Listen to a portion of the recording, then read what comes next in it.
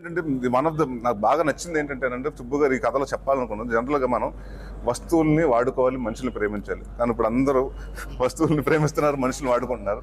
So అలాంటి మన advantages అంటే కొన్ని మనం చాలా టేక్ ఇట్ ఫర్ గ్రాంటెడ్. మన అమ్మాయి కదా, లేకపోతే మన గర్ల్ ఫ్రెండే కదా, ఎక్కడికి వెళ్తుంది, ఏం చేస్తుంది అని ఉంటుంది. సో ఎన్ని తర్వాత ఏదన్నా ఇప్పుడు ఒక మదర్ తోటి మనం చాలా రోజులు మాట్లాడడం, ఫాదర్తో ఏముంది మన ఊర్లోనే ఉంటుంది కదా అనుకుంటాం. కానీ తర్వాత ఒక రోజు మదర్ లేరు, ఫాదర్ లేరు అని తెలిస్తే అరే మన ఇన్ని రోజులు మనం కనీసం వెళ్ళి లాస్ట్ టైం స్పెండ్ చేయలేకపోయాం, ఇలాంటివి ఉంటాయి. సో ఆ రిగ్రెట్స్ ఉంటాయి కదండి, ఆ రిగ్రెట్స్ అన్నది ఉండకూడదు.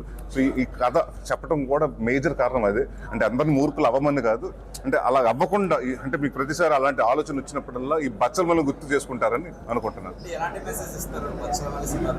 ఇప్పుడే చెప్పాను, అదే చెప్పాను కదా.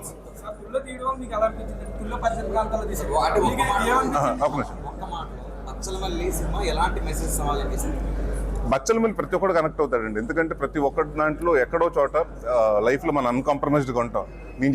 నేను పట్టుకుందే 3 కాళ్ళు అని మన డిసిషన్ తీసుకుంటాం. సో ప్రతి ఒక్కళ్ళు ఉంటుంది, బట్ మీటర్స్లో ఉంటుందండి. సో ఏదైనా అదుపుతో అంటే ప్రేమించినప్పుడైనా లేకపోతే ద్వేషించినప్పుడైనా అన్నీ ఒక లిమిట్లో ఉండాలి. అది బార్డర్ దాటేసినట్టు ఏది మంచిది కాదు. అతిగా ప్రేమించడం మంచిది కాదు, అతిగా మూర్ఖత్వంగా ఉండటం మంచిది కాదు. సో మనిషిగా ఉండటం ఎలా అంటే మన సినిమా చూసిన తర్వాత మనకు అర్థమవుతుంది, ఓకే వీడు బచ్చలమల్లిలా ఉండకూడదు మనం అనుకుంటారు. ఎవరి కోసం తగ్గాలి, ఎందుకు తగ్గాలి అంటే తను ఇప్పుడు ఎవడినా అన్నా ఆ స్లాంగ్ కూడా మాట్లాడుతుంటాడండి. అండ్ ఇందాక మీరు అడిగినట్టు తునిలో చాలా బాగుందండి. ఎందుకంటే గన్నీ బ్యాగ్స్ ఇండస్ట్రీస్ అక్కడ చేయటం జరిగింది. దాని తర్వాత ఇక్కడే మొత్తం షూటింగ్ ఆల్మోస్ట్ అంతా ఈ 2 షెడ్యూల్ జరిగినాయండి, 2 ఇక్కడే చేసాం. సో ముందు ఏంటంటేనండి మనకు ఒకసారి షూటింగ్ వచ్చినప్పుడు అక్కడ ఉన్న ఆడియన్స్ ముందు అక్కడ ఉన్న జనాలు కానివ్వండి, వాళ్ళు చాలా వెల్కమింగ్గా ఉన్నారు. ఎవరు వచ్చి ఇబ్బంది పెట్టకుండా లేకపోతే ఇచ్చేయకుండా ప్రతి ఒక్కళ్ళు రండి చేసుకోండి, వాళ్ళే మన ఊరు వచ్చారు తర్వాత వాళ్ళు చేసుకునే ఉంటారు, పని చేసుకునే ఉంటారు అని.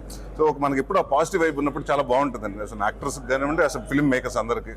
సో డెఫినెట్గా ఇందాక మేము అక్కడ చెప్పినట్టు ఈ సినిమా పెద్ద సక్సెస్ సాధించిన తర్వాత మళ్ళీ ఒక సక్సెస్ మీట్ ఇక్కడ తునిలోనే పెడతాం.